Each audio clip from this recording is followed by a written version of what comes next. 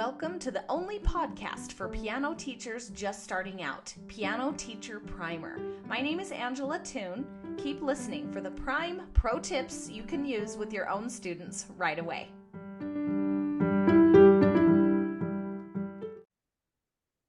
Welcome, Amy Elmore. I'm so happy to have you from California, right? Yes, I'm in Anaheim, California, so that's Southern California. That's so nice. Probably warmer there than here in Utah. Oh gosh, well, it's raining today. We've had a lot of rain this winter, which is great because usually we're pretty dry. So, yeah.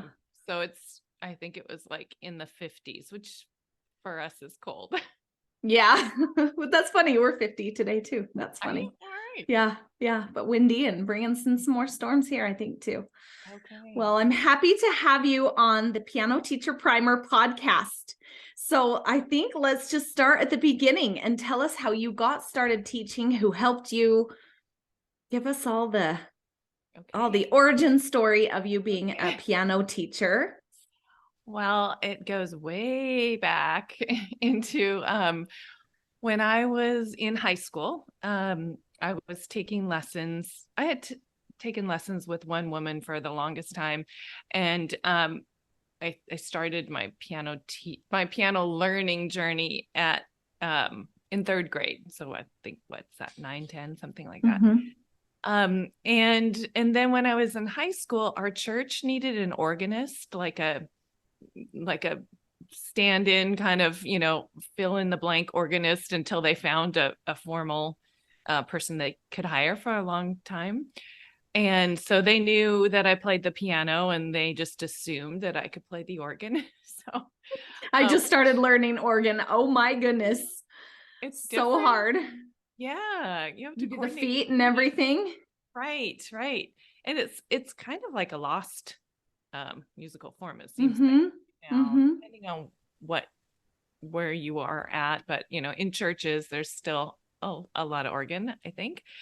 But so I found another teacher that I asked to help me learn how to play the organ. So I started working with her when I was about 18 years old, learning how to play the organ. And then she ran a program called Keys to Praise. And I ended up teaching with her as the years went on. So she had a program that she went into schools and offered this musical piano lessons during the school hours, which was really convenient for parents. And she would go into different schools, and she was just one person. So she was starting to feel like we do, right? When there's too much going on and I need help. So she asked me to help her teach in a couple of different schools. So I started doing that in, late high school, early college time. And I did not go on to get a music degree or any kind of piano degree, but was always sort of teaching in the background or on the sidelines as I was going through all the other jobs, degrees, careers, families, all the different lives that I've had over the past however many decades since I've been teaching. And so that's kind of how I got into it, I guess. That's awesome. And it's just always been part of my life. Like I said, kind of on the sidelines. It was great when we had a younger family and I could be flexible with my teaching, my schedule. Yes. I just saw you. Things I love. I'm in the thick of it. Yesterday on Instagram. Yeah. And I thought, I'm just gonna. I can go on all the field trips and I can coordinate that way. How many kids do you have? We have 2 kids. They're adults now. They're 22 and 28. Nice. So, yeah. It's the best mom job. That whole thing is that I never did really get as involved with my kids in their school because so backtrack a tiny bit. When the lady who taught me how to play the organ and then had me teaching with her, in some of the schools where she was bringing this program, Keys to Praise, she decided to retire from teaching, and she went into like real estate or something like that. Oh. But she said, my back hurts so badly. I'm so like wonked out from sitting sideways all these years Yeah. chair next to the bench. Maybe that's why I my back know. hurts Now too. I'm in that same zone. I was like, what she's talking about. But she just said, would you like to take over the studio? So that's how I That's got awesome. into Okay. being the owner of Keys to Praise Studio now. And like I said, once I took over the studio and it was like my business, then it became a whole different scenario. And it Yeah, was not on the sidelines anymore, a little more front and exactly. center. Yep. That's so awesome. And you said she kind of went in the schools, and you're just out of your church location, right? Yes. Yeah. So we used to be out of a couple different schools.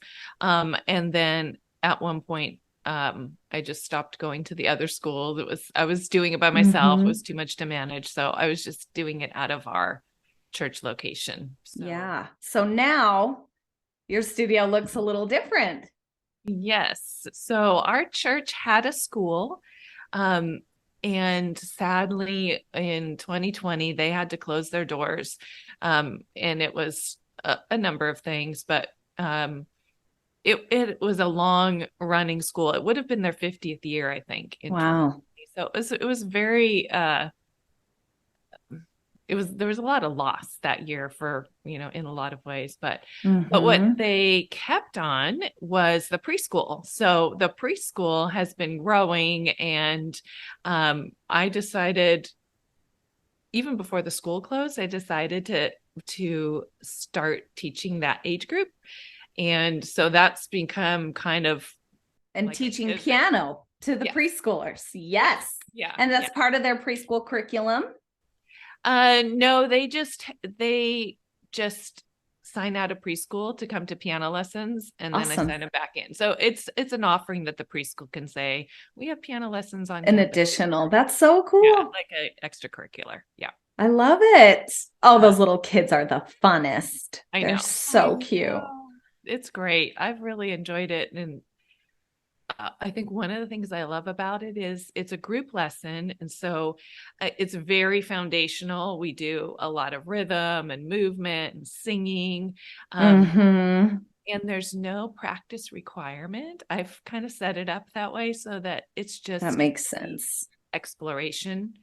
Because I know when you add the component of practice for teachers and parents and kids, it takes on a whole new level. So it really just feels like a fun party day when we're together. But then once they do start formal lessons, music's already a part of them.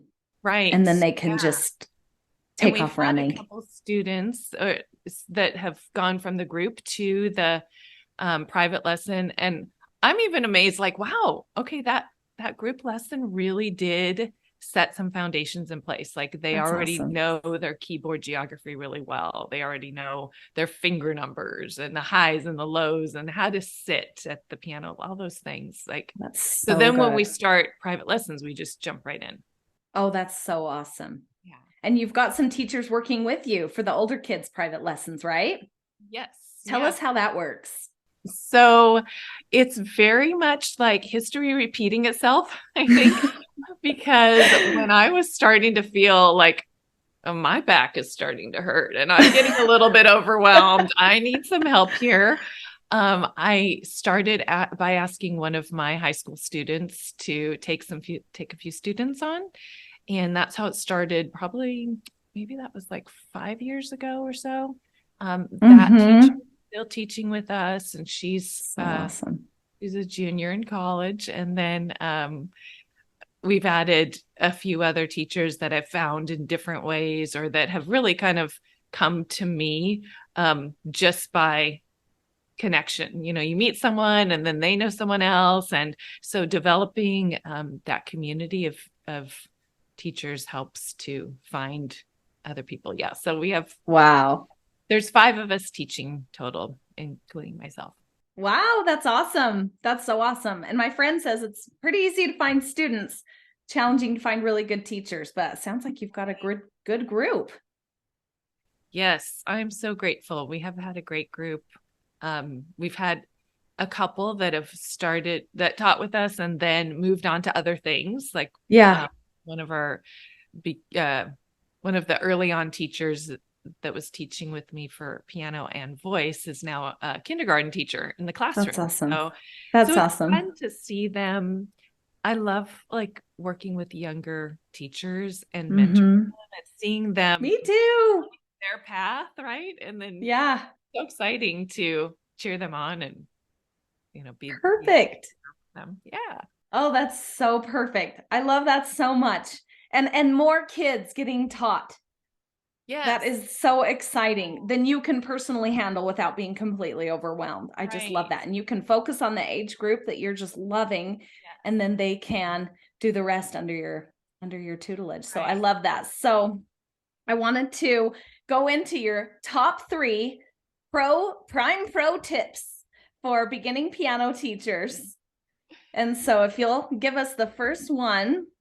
Sure. I mean, these kind of just came off the top of my head of Sure. my gut instinct. I'm sure there's so many others, but the Yeah. first one I thought of was don't be afraid to take time to develop relationships with your students and with their parents. If you're teaching kids, if you're teaching adults, Mm-hmm. develop a relationship with your student because I think sometimes we feel like, and I felt like this too, like I have to make progress in this lesson and they have to learn Mm. some new thing and they have to, I mean, yes, that's what they're there for. They're there to learn how to play the piano. But before you get to that point of really getting them to trust you and feel comfortable in the space, it's a big process is developing the relationship. And I don't know, have you found that? For sure.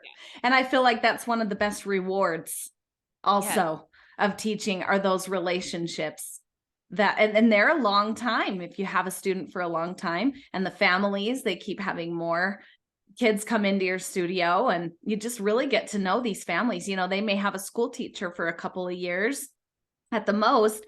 If they I had a school teacher that was my kindergarten teacher and then she switched to 3rd grade, so I got her again. That's kind of unusual. Right. But then you have your piano teacher for sometimes many years. And so it's a deep relationship.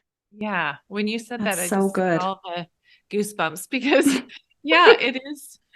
I mean, we're in the business of serving people, I think, in this Yes. industry. So, through the vehicle of music, but they learn the Mm-hmm. piano, they learn um, diligence and consistency and discipline and, um, you know, all the social skills and so many It's so good for them in so many so many ways. things. Yeah. And then when you develop the relationship with the student and the parent, it's like a natural marketing tool, right? You Mm-hmm. don't have to always be out there looking for new people. I mean, maybe at the beginning, that definitely if you're a beginning teacher, and I know that's your audience, that is Mm-hmm. that is uh, a challenge, I think, and a struggle for a lot of people at the beginning is finding the students. But if Mm-hmm. you find a good handful of people and you just go deep with those people and you serve those people as best you can, it's going to be natural that you'll find I other ones agree. that will Yeah, come. parents talk to each other for sure. Yes. That word of mouth is so powerful. Tip Right. number 2. Okay. Setting up scheduling and invoicing and billing, any kind of systems that you're going to have to do over and over, setting that up at the beginning. I think that's something, these tips are like things that I haven't done and realize I should have done kind of thing. This is perfect. Yeah. Yeah. Talking to your So, past self. yes. What system do you use? I use my music staff Mm-hmm. to to corral all the students' information, their names, their emails, their addresses, their level, and everything. It's We nice. we send out our emails that direct through my music staff, and then we schedule through my music staff. And the best part is the billing and the invoicing. So it takes a little bit of time on the front end, whatever system you put together. but it's so worth it at the end. Okay. When you get your invoices so that they automatically are set up to come out on the first of every month. I used to spend hours like on the week before sending emails Oh and my goodness. personal like invoices for each person. We used to accept checks, and I was always Uh-huh. like collecting at the lesson. And there's nothing, I don't know, more awkward sometimes than dealing with money when you want to just be there to teach and see your student, and then to have to ask for, oh, don't forget, this is our week of payment, did you, oh Mm, no, then they say, oh, I forgot, I'll do it next time, whatever. When it's automated, then it just takes all that off the table. It saves so much time and like peace of mind and ease in the business. And I think actually, I started doing that because somebody asked me, like, do you take credit cards? I was like, no, I don't. But then I had to figure out how to do that. So when they like maybe register that's an a good account, idea, yeah, actually. right. There's always like a problem that requires a solution. And then you're like, where has this been all my life? Mm-hmm. So that was how that happened. And it's for ease of the parents as well, because then they don't have to think about it every month as well. Totally. Oh, So that's so awesome. I'm gonna have to look into yeah. that again. Do you use it, or do you have any kind of, No. no? Yeah, I I do think the same every month okay. so that the parents know. Because I think in the past, when I had, certain number of lessons and then that's the amount that month, they sometimes wouldn't pay just because they didn't know what to pay. So Right. having it the same every month, I haven't had a problem, but it is a little bit of time, and then sometimes the parents forget, and I'm like, Right. by the way, and so Yes. it is nice to have it just automated. And I love what you said, treat your business like a business and you are the Right. CEO. I Yeah. love that. And it may feel like when you're beginning, like, oh, well, I only have a handful of students. It's really not that important. I don't really need that yet. Um, I think starting from the get-go, treating your business also like what it will be in 5 years. Like in 5 years, you're going to need it. So do it now. So just do it now. Yeah. Good advice. Oh, great advice. And tip number 3, Tip number 3 is or find. whatever comes to mind today. Yeah, I was looking back at my note. Find a mentor. Always be learning, but don't let your research keep you from taking action. And that is just Ooh.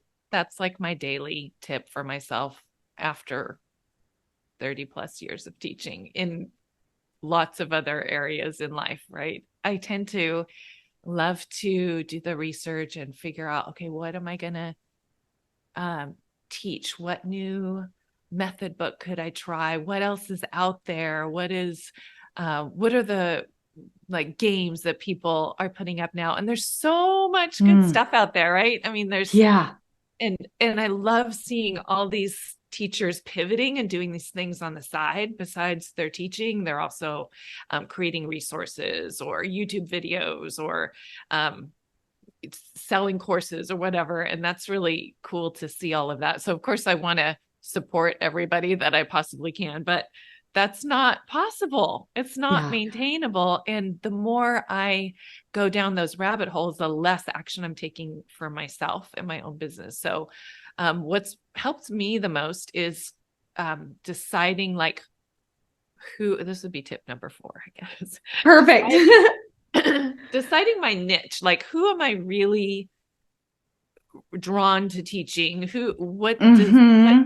fulfills like my own skill strengths and values and everything. And when you decide like exactly who you're for and the problem you can help that person solve, then you don't have to find all of the resources, and you don't have to keep researching all the things, because you might come across something that um like as we mentioned, I love teaching beginners and I love teaching preschoolers. So I'm all about those resources. And then when someone shares something about intermediate students, I love to watch it.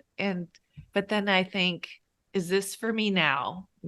no, this is not for me now. And maybe for me some other Oh, time, but that's a good to be question, able because to it kind can of be weed that out. information overload. It's so Yes. awesome that there's so much, but it can be like, oh my goodness, where do I even start? Or teachers that teach online, a lot of those online games would Right. be perfect for them, but for a preschooler, that's not really gonna, things like Right. that. Right. So Right. Right. I mean, I'm really DIY, so I love finding the ideas of like a simple thing that I can create with things around my house, and then just getting those ideas sometimes can be Yeah. challenging. Oh, that's so cool. Yeah. So it's just, that's kind of been my mantra lately. Do I need this right now? No, I don't need it right now. Is it great? Yes, it's great. Do I need it today to move, move the needle forward? Probably not today. So that, and finding a mentor, I think is helped me figure out um, how to figure out what my values are and where my niche is and what my strengths are. And so I've done a bit of coaching, personal development and things like that over the Tell us last. about that. Oh This is gosh. fairly new for you, Well, right? yeah. So, well, I've been a recipient of coaching. Okay. Yeah. Uh, several different, well, let's see. I think two one-to-one coaches, and then I've been in a couple masterminds, and I've taken courses and Fun. all that. So I think over the last couple of years, I've honed in on where I want to serve. And so, in addition to teaching, I also have just started a coaching business. So That's so awesome. yeah, I'm For trying to, music teachers, for music teachers, piano teachers piano teachers. specifically. Uh-huh. Yeah. And I think my niche would be more piano teachers who are, they feel established in their Okay. teaching.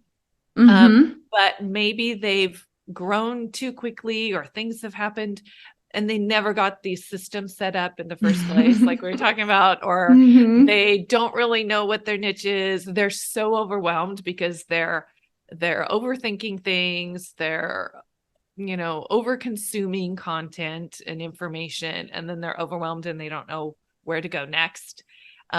So those kinds of teachers that just need to simplify in their studio teaching and in their business and automate and change their thinking or their mindset around being a business owner and being a CEO. Yes.